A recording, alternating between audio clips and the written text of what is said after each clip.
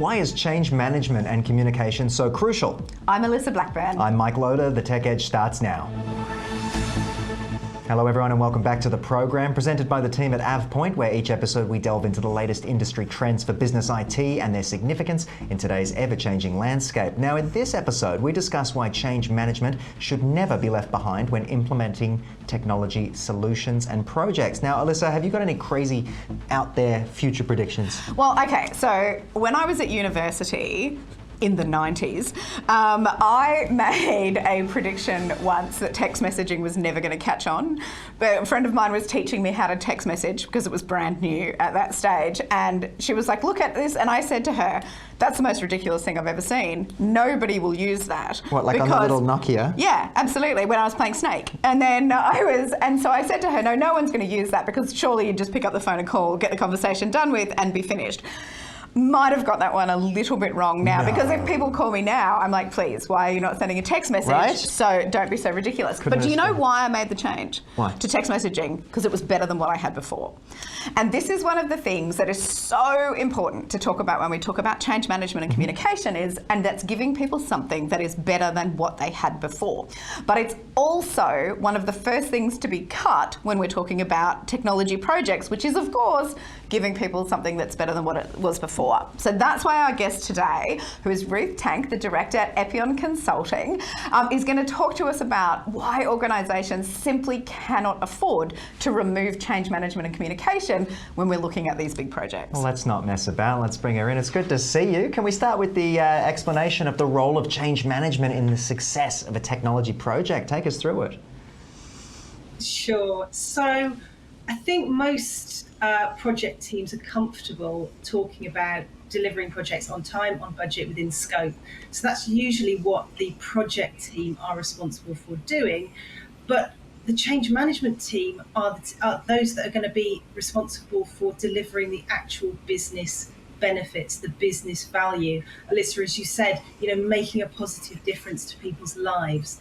So I think that's the first bit to be cut, but actually should be the last bit to be cut, because you can have a fantastic solution, you can have a fantastic piece of software that's delivered on time, on budget, within scope, does everything that it was supposed to do, but if nobody uses the thing, it's not going to deliver the benefits for the business. So that really, for me, is a description of what change management is there to do. Yeah, well-rounded answer there. So why is effective communication crucial during the implementation of technology projects? Let's unpack it a bit further. Yeah, sure. So I like to think of the communication side of change management in kind of two buckets, and they're doing two slightly different things. So you've got communication about the project itself, so that's what's going to happen, when it's going to happen, who's going to be impacted, all of that kind of stuff. And what you're doing with that type of communication is you're mitigating that fear that we all have when we're in a situation that's kind of uncertain or different or new, and we're not quite sure what's going to happen and whether it's going to work. And particularly, I think with companies that have a history of failed projects, perhaps things haven't gone well as they should have done. People can be quite fearful and hesitant. So when you provide that certainty with as much information as you can provide, sometimes there's not a lot you can say. We'll say that, we'll know more in so many months. You're going to reduce that uncertainty, you're going to reduce that fear, and ultimately you're going to kind of reduce that the resistance that might otherwise happen. The other thing to think about is inertia. So that's the other battle that you're fighting. Exactly as you said, Alyssa, we're not going to use a text messaging solution unless it's better than what we have today. And so what you're doing there is you're persuading people. It's kind of like a sales piece, if you like. So there you're talking about the why. You're talking about, what's going to be different in the new world. We've all had that situation with an app on our phone that was such a pain in the backside to use that we ended up deleting it, right? So that's the sort of thing that we're doing in that type of communication. So there's two different aspects there, really. Yeah, I like the breakdown of that, which is, again, the fear, but also the inability to move forward if we don't do this thing. And if we don't consider both of those, then we're really, you know, Stuck. doing one doesn't help us, you know, you've got to look at both kind of thing. So Ruth, can you tell us give us some examples of whether the potential consequences of neglecting change management and communication, particularly when it comes to a technology project? Yeah, so I mean, the first thing is you're not going to get the business benefits. You know, that's the kind of starting point, if you like. But I think don't underestimate the lengths that people will go to get around a solution that's not actually working for them. I've definitely never done that. Definitely. Just want that on record. It can't be fixed with duct tape. Never done that, yeah. Exactly. We've all had that situation where, and I had it once where there was a client that was, obviously no names, but there was a client that was using WhatsApp for highly sensitive data because the tooling, and I won't mention the tooling, but the tooling that was supplied wasn't fit for purpose. It wasn't doing what they needed to do. So you've got all of this sensitive data flowing onto WhatsApp. I've seen it with file share, insecure file shares. I've seen it with getting around email limits, maximum data limits, that kind of thing.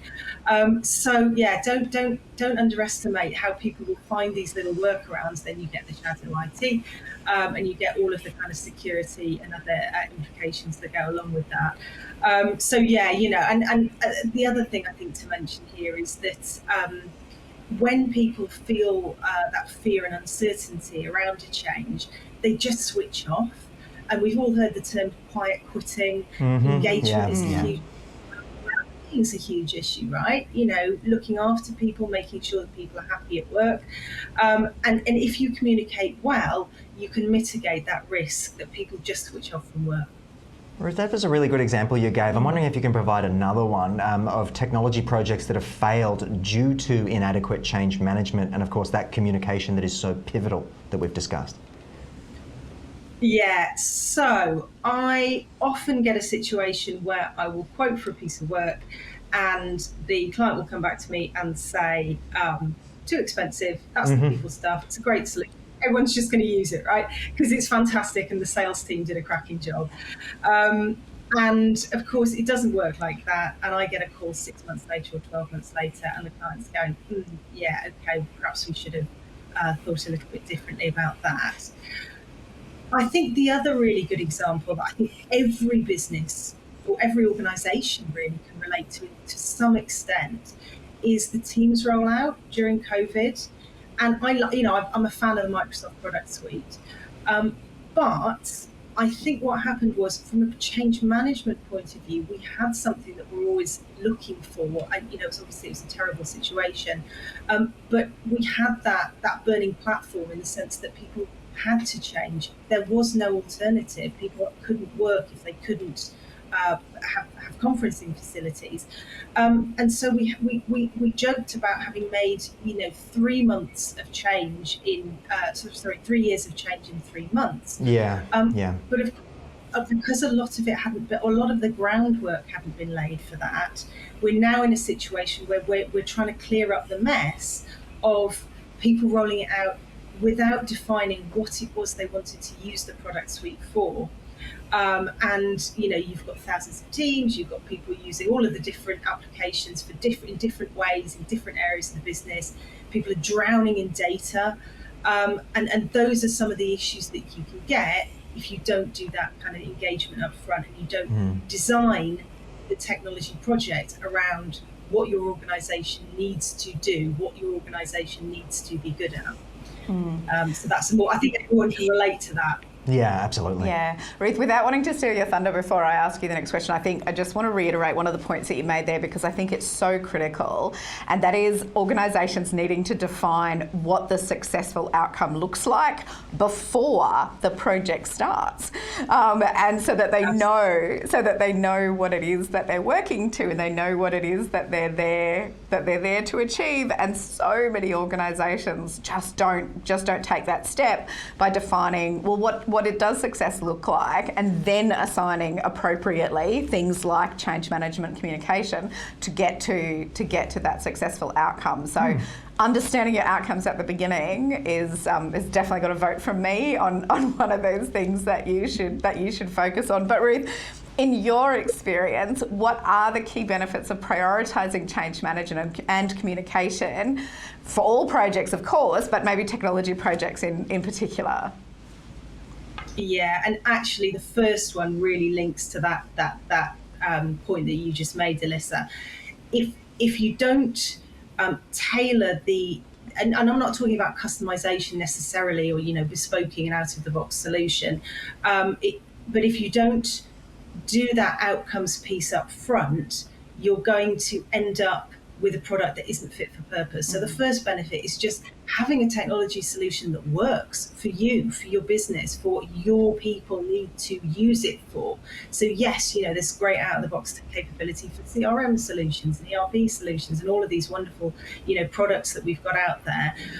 But you need to define how your organization needs to use those tools to be effective. So that's point number one, is being fit for purpose. Yes, we spoke about the benefits of the business case, that whether that's cost or efficiency or better customer experience, whatever you defined in the business case for the change, you're only going to get that with solid change management. And I mean, project overruns, reducing project overruns, reducing project costs. I saw a stat the other day that 80% of public sector projects overrun, which is slightly scary. It's 50% of private sector projects, so that's not much better. All of that has a cost impact. It's all unbudgeted, so that's another risk that you want to mitigate. And I think finally, back to this point around engagement, building trust with your employees. I often say that when you're asking for feedback or when you're asking for input from people throughout the organisation, you're also communicating that they are important and that they matter. Yeah. When you invest in change management, you're investing in your people, right? Yeah. And I think that's absolutely critical. Absolutely. What a point to end on. I My think goodness, so. Ruth, investing thank you so in much. your people. Thank you so much for joining us on the program, and of course capping it off with that quote. I'm going to write that one down. Fantastic. Thank you. Thanks for having me. That was a very good point to end on. It was, absolutely, because we have to remember that even at the heart of everything, it doesn't matter what technology we're implementing, we still need our people to make it successful. And I think Ruth just nailed it there with why change management is so crucial in these kind of engagement. Do not cut that budget. That is my final word on that. Don't cut that budget. Yet another great way to end the program. Alyssa, thanks for joining me, of course. you. And of course, thank you to all of you for tuning in. Hopefully you've learned something from our discussion. This is Ticker. We will, of course, be right back. You're watching Ticker. We'll have more in just a few minutes.